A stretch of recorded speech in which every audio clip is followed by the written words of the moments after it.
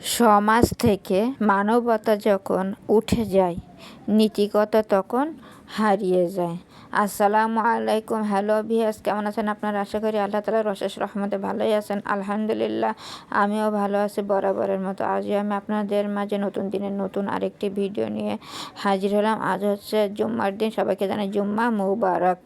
এই দেখুন ভিউয়ার্স, আজ সকাল থেকে ভিডিওটা শুরু করলাম। সকালে একটু হাঁটাহাঁটি করতে গিয়েছিলাম, যাওয়ার পথে এই যে সুন্দর একটি ফুল দেখলাম। ভিউয়ার্স, এই ফুলটা যে কি নাম সেটা আমি জানি না।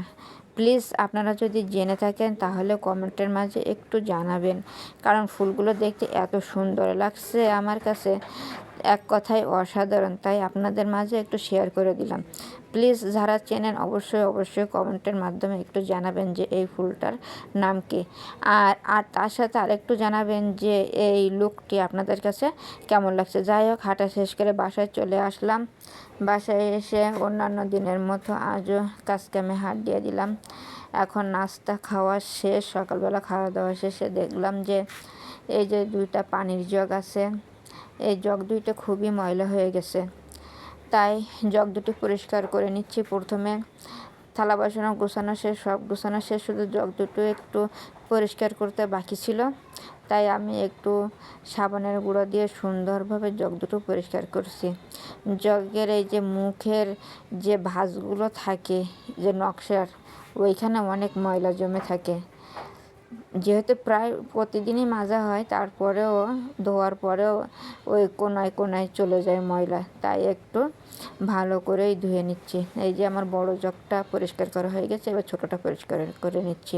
তা ভিউয়ার্স, যারা আমার ভিডিওটি এই পর্যন্ত দেখে এসেছেন কিন্তু ছোট্ট একটা লাইক দিতে ভুলে গেছেন, প্লিজ সবাই ছোট্ট একটা লাইক দিয়ে সুন্দরভাবে আর ভিডিওটা একটু কন্টিনিউ করবেন, কারণ আমি তো আপনাদের জন্যই ভিডিও তৈরি করি, আপনাদের সাপোর্ট পাওয়ার আশায়। কারণ আমার ইচ্ছা, আমার স্বপ্ন, আমি বড় একটা ইউটিউবার হব, বড় একটা কন্টেন্ট ক্রিয়েটার হব।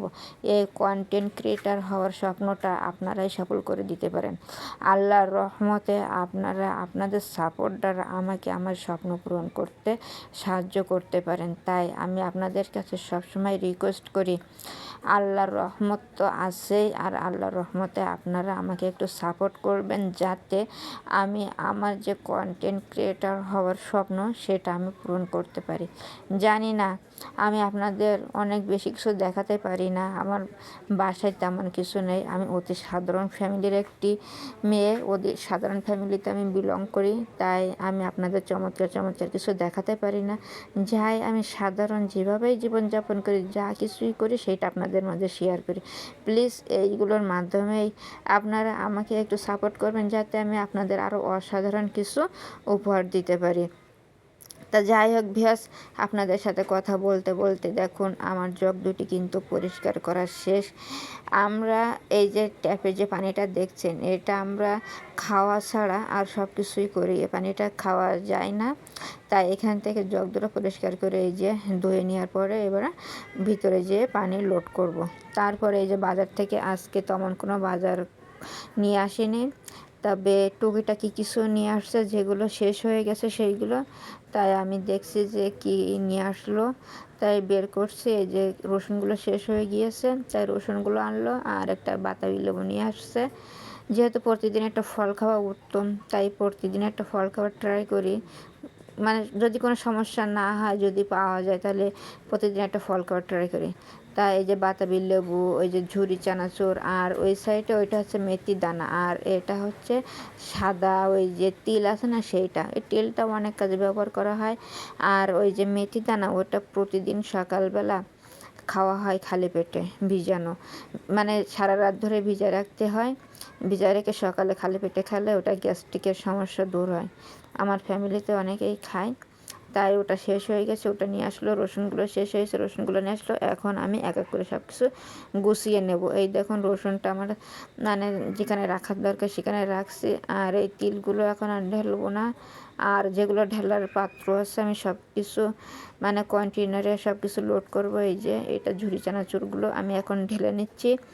কারণ আনার সঙ্গে সঙ্গে যদি গুছিয়ে রাখি সব কিছু, তাহলে কাজ করতে কিন্তু অনেক তাড়াতাড়ি হয়ে যায়, কাজটা দেরি থাকে না। তাই আমি আনার সঙ্গে সঙ্গে সব কিছু গুছিয়ে রাখছি।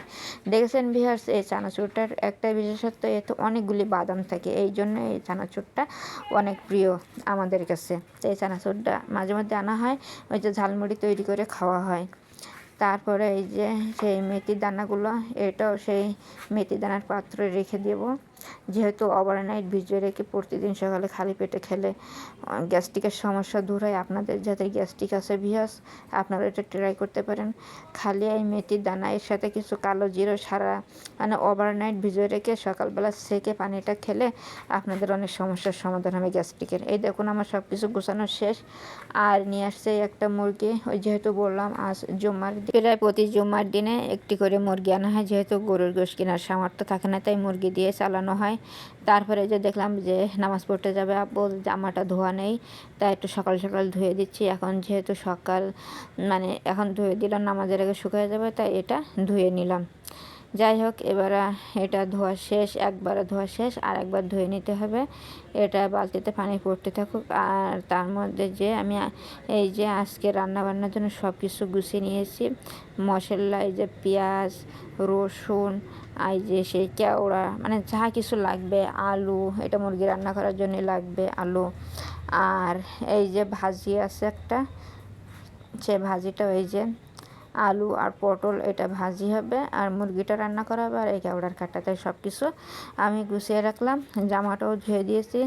যাক, জুমার দিন একটু সকাল সকাল রান্না বান্না করতে হবে। ভিউয়ার্স, জুমার দিনের একটা জিনিস দেখায় আমার কত সুন্দর লাগে, আপনারা দেখতে থাকুন।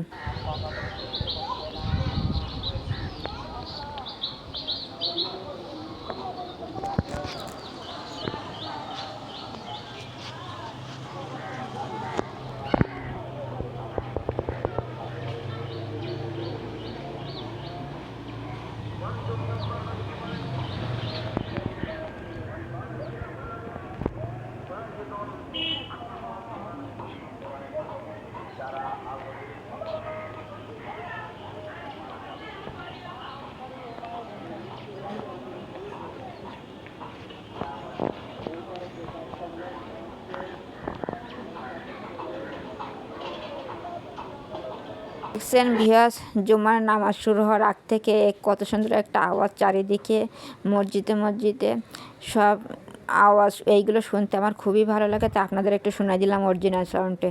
যাই হোক ভিউয়ার্স, এই যে আমি রান্না করতে চলে আসলাম। এই যে সেই ভাজিটা আমার অলমোস্ট হয়ে গেছে, এবার আর নামিয়ে ফেললে হয়ে যাবে।